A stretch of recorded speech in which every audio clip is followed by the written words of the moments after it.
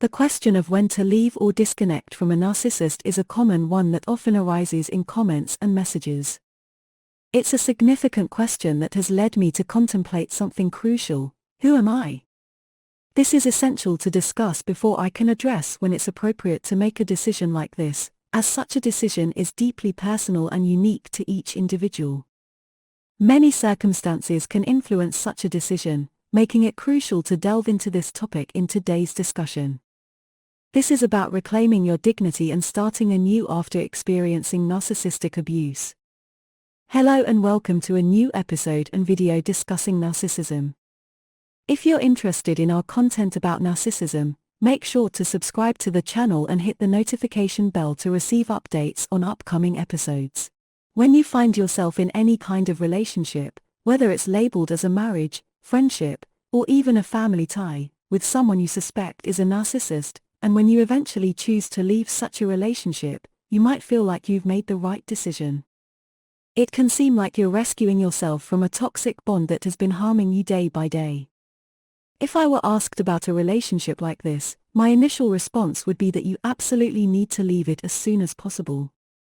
However, when contemplating a question like this, I sometimes feel that this might not be the complete answer. Because it's not realistic for most people to simply walk away without considering important factors. It's not at all realistic for most people to abruptly end a relationship without taking into account significant considerations. Factors such as the presence of children in the family, financial dependency, or a strong reliance on this person for specific aspects of life, like finances for instance, can make the decision more complex.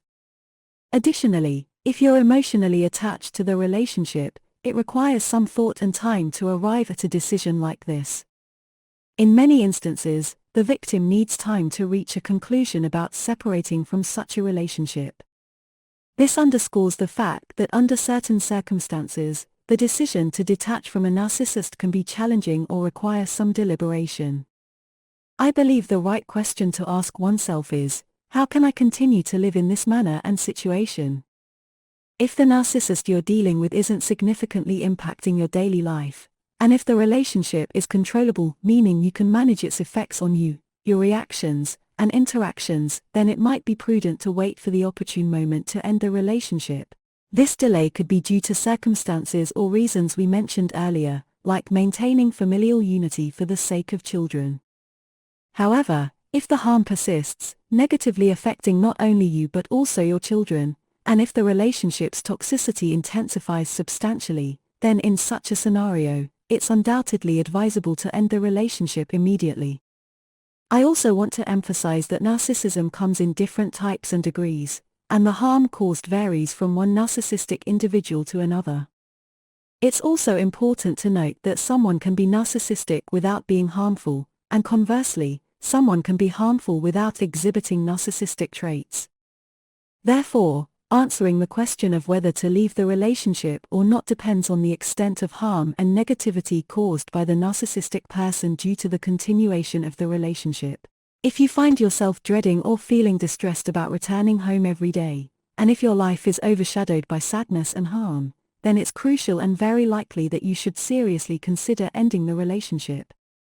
This doesn't mean you have to declare your desire to leave immediately, but rather you can start by formulating a plan to gradually detach from the narcissist's influence in your daily life.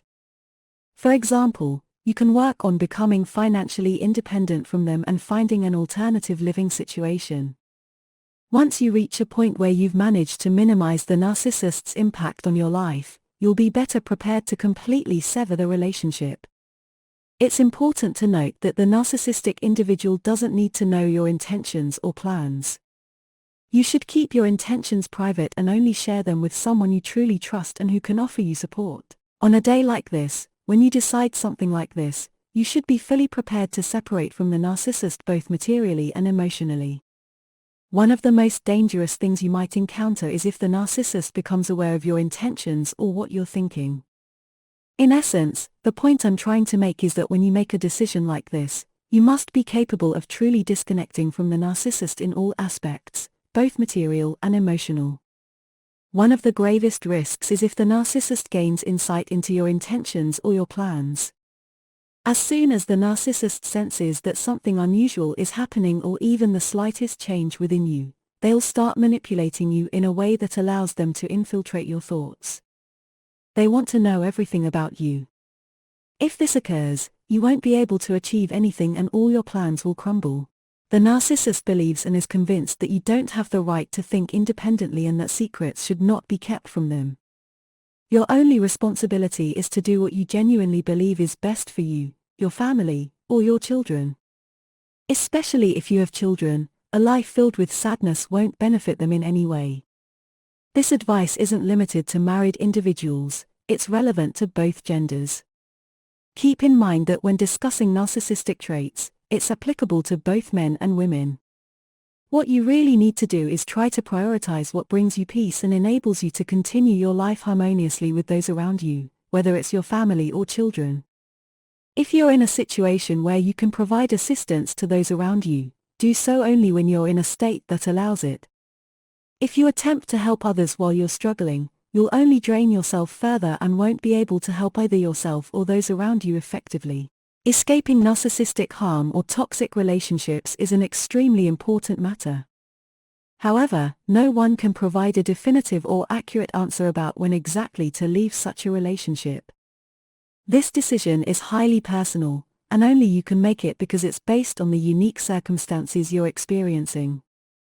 Each relationship is different and has its own nuances, which determine whether it's feasible to continue or not.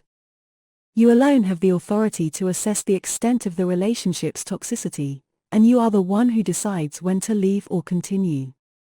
You might find that you can endure the situation until circumstances change, or the harm becomes unbearable to the point where continuing is no longer an option.